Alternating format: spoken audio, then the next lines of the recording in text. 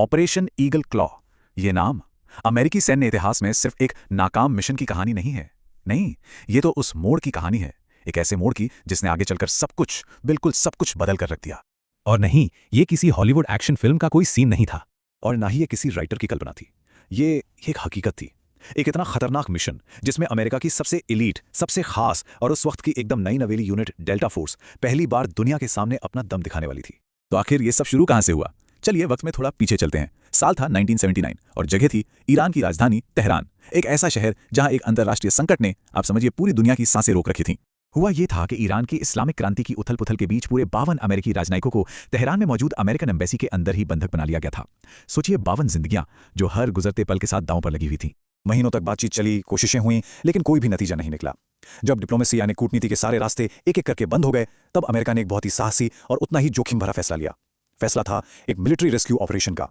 और इस नामुमकिन से लगने वाले मिशन की जिम्मेदारी किसे दी गई? अमेरिका की सबसे नई, सबसे secret special force unit delta force को। और उनका प्लान भी उतना ही डेयरिंग था जितना ये मिशन, और हाँ, उतना ही ज्यादा कॉम्प्लेक्स भी। पर देखिए, इस मिशन में डेल्टा फोर्स अकेली नहीं थी। उनके साथ कंधे से कंधा मिलाकर खड़े थे US army rangers, air force के कुछ बेहतरीन पायलट्स और नेवी की सपोर्ट यूनिट्स भी। असल में ये एक जॉइंट एफर्ट था जिसमें मिलिट्री की लगभग सभी बड़ी ब्रांचेस शामिल थी। प्लान को 4 फेज में बांटा गया था। स्टेप 1, चुपचाप ईरान के रेगिस्तान में लैंड करना। स्टेप 2, वहां से सीक्रेटली राजधानी तेहरान में घुसना। स्टेप 3, एम्बेसी पर धावा बोलना और सभी 52 बंदूकों को छुड़ाना। और आखिर में स्टेप 4, हेलीकॉप्टरों के जरिए सभी को सेफली वहां से बाहर निकाल लाना। सुनने में, मतलब कागज पर, यह प्लान एकदम परफेक्ट लग रहा था। लेकिन जैसा कि जंग में अक्सर होता है, बेहतरीन से बेहतरीन प्लान भी हकीकत की जमीन पर आकर बिखर जाते हैं। और यहां भी कुछ ऐसा ही हुआ। मिशन का जो शुरुआती पॉइंट था, जिसका कोड नेम था डेजर्ट 1, वो उम्मीद की जगह तबाही का मैदान बन गया। वो रात थी 24 अप्रैल 1980 की।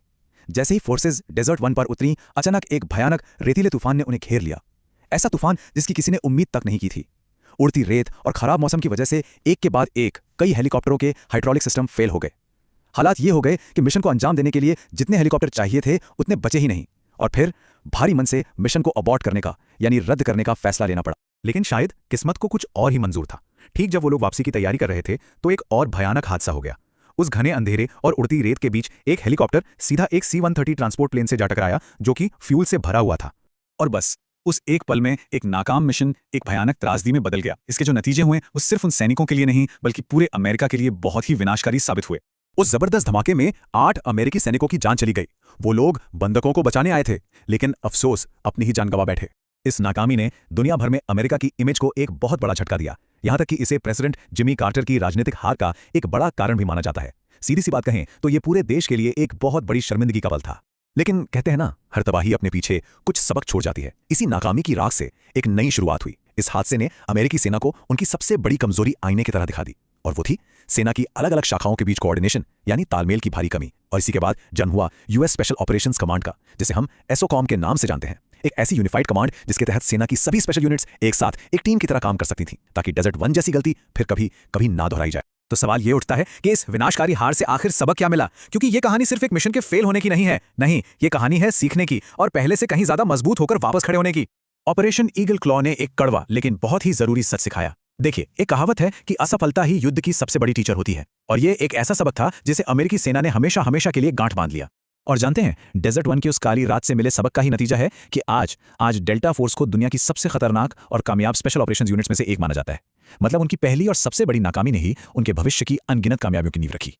और शायद यही ऑपरेशन ईगल क्लॉ की असली लेगेसी है। ये इस बात का सबसे बड़ा सबूत है कि कभी-कभी कुछ मिशन जीतने के लिए नहीं होते, बल्कि इसलिए होते हैं ताकि उनसे सीखकर आने वाले भविष्य को और भी मजबूत बनाया जा सके।